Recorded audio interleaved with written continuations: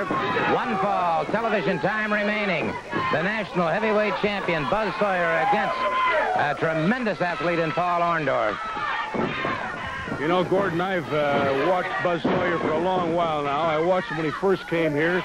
Since then, he's become the national champion, and he's a darn good wrestler. He wrestles like I used to wrestle, like Gene. He wrestles like Piper wrestles. He's a great wrestler.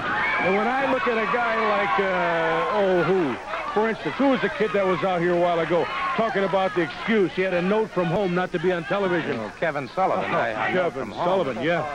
Hey, Piper, you say that better than I do. And you go, oh, Kevin Sullivan. What, Mumsy wouldn't let him come? Is that what's wrong? What, no? I never needed a note. Even when I went, the guy listen, if I wanted to do something, if Mr. Anderson wanted to do something, Mr. Sawyer, if the national heavyweight champion wanted to do something, who would get there to do it? A note from Mumsy. Are you kidding me? Great match going on in the ring. Paul Orndorff squares off once again. Buzz Sawyer gets the side headlock on Sawyer. Brings Sawyer to the canvas. Notice the way he distributes his weight and brings himself to the canvas at the same time. Now, good wide stance. Keeps Sawyer trying to take a shortcut. And it is Orndorff maintaining the advantage in the edge here. You know, one thing that everybody's got to watch out for when they wrestle Sawyer is that power slam that Sawyer uses so effectively. You know, Piper and I have watched him, and when he gets in that, man, if he can turn that, in fact, Orndorff has better watch out right now, because Sawyer can go into it from a lot of different ways. But when he gets those arms hooked around the guy's waist, it's all over. Let me tell you. He's got it. He didn't. Almost. He almost had it with a long slam instead. I know what. Come on, Piper. Paul Orndorff equal to the task, and I might mention, too, Orndorff has a great power slam. You might mention it, but you don't have to, because I don't think there's any question. Sawyer's power slam is by far... Wait a minute, who's out there in the ring now?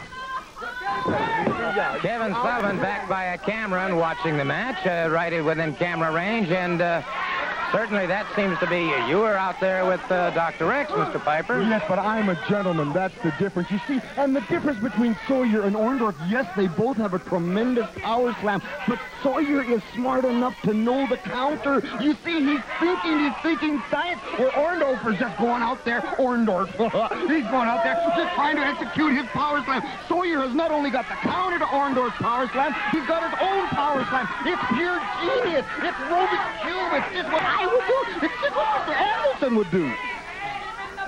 Indeed. Piper is so right. He really amazes me with his vast knowledge of wrestling. I look at it from the meat and potatoes angle. Beautiful move by Orndorff, but a good block by Sawyer. Good block by Sawyer. Beautiful. Fantastic. Beautiful. All right, Paul Orndorff and Buzz Sawyer, both of these men with outstanding amateur backgrounds, both of them with outstanding professional backgrounds, both men with magnificent expertise in the power slam, and this could be the difference in the match. Could be the difference in the match, but you notice Sawyer just stalling, just wearing his opponent down. Do you notice how stupid Orndorff is in this situation? Well, how much power he's using with Sawyer. All he's doing is waiting until Orndorff starts stepping on his tongue, and then you watch Sawyer come on. Kind of condition Orndorff is in, I don't believe you'll find him stepping on his tongue. Back on his feet, beautiful blind dropkick has Sawyer outside the ring. Buzz Sawyer dropkicked outside the ring. Watch that Kevin Sullivan. Watch that Kevin Sullivan. He's not the man that I am. You watch him, he'll sneak up there. Orndorff has studied in concentration here. And Sawyer outside the ring. Now moves back into the ring. And Nick Patrick warning Orndorff. Orndorff giving Sawyer ample opportunity to get back to his feet, and there was no interference from the outside. You're absolutely right, Mr. Foley, but don't you think that Mr. Sawyer is using perfect tactics in this match? Don't you think that he's starting to confuse? Oh, wait for it. Good block by Orndorff. He's got him. Almost a near pin. That was only two. Hey, Sawyer almost had that power slam on him, and I'm telling you, one guy can be lucky maybe one time, but you can't be lucky two times. And somewhere in there, Orndorff is going to make a mistake, and when he does, I guarantee you that power slam goes on him. Orndorff is going to... That starts to soften him up a little bit. Soften him up. That's what we're... Forearm to the side of the head, one to the side of the jaw. Only seconds remaining now here on Georgia Championship Wrestling, and Buzz Sawyer closing in on Orndorff, a forearm across the chest. An outstanding match and a great bit of competition between these two. Good reversal by Paul Orndorff. Orndorff moves in on him now. Lateral press. Sawyer powers out before the count of 3. Time is just seconds remaining. Seconds remaining. Our time is completely gone, and this matter is still not resolved till next week. So long. And you might wonder where he gets his tremendous speed and his balance in the ring. I think part of it came from what we're going to see right now as we see Paul Orndorff in action. Watch for the jersey number 40 right now. And you're watching him in the final year of the University of Tampa career. There you see Orndorff. That's a nice little swing and moves out and keeps right on driving. And I think that's the thing, Paul, about you, is that you do have that great second effort. Well, you know, Gordon, is just like wrestling. You got to have a lot of agility. You got to be able to move. You got to be able to go. We needed a touchdown there, and there was just a few minutes left in the game. We had to have it, and the good Lord put me across, and that's what happened. And you can see Orndorff going back into the sidelines now, but keep your eye on that number 40 coming around. You see that special helmet that I got there, Gordon? I had about 40 stitches in my eye 2 weeks prior to that game. They made me a special face mask. And, you know, it's just all how bad you want something. And this is what I've done for a living, and sports is my life. And, you know, I want it bad. I'll do whatever it takes to get what I want to. Well, yeah, you say you'll do whatever it takes to get what you want, but I notice that you're never the one to initiate something outside the rules and regulations, but if somebody wants to go after you in that manner, you're ready for them. Listen, I go by the rules as much as possible, but I can tell you one thing. If I got to fight fire with fire, I'll do it. I mean, I don't care. I'll do what I have to do to win a match. Now, if a guy wants to go out here and break every rule in the book, it can happen both. You know, 2 people can play that game, too. And I'll darn sure do it.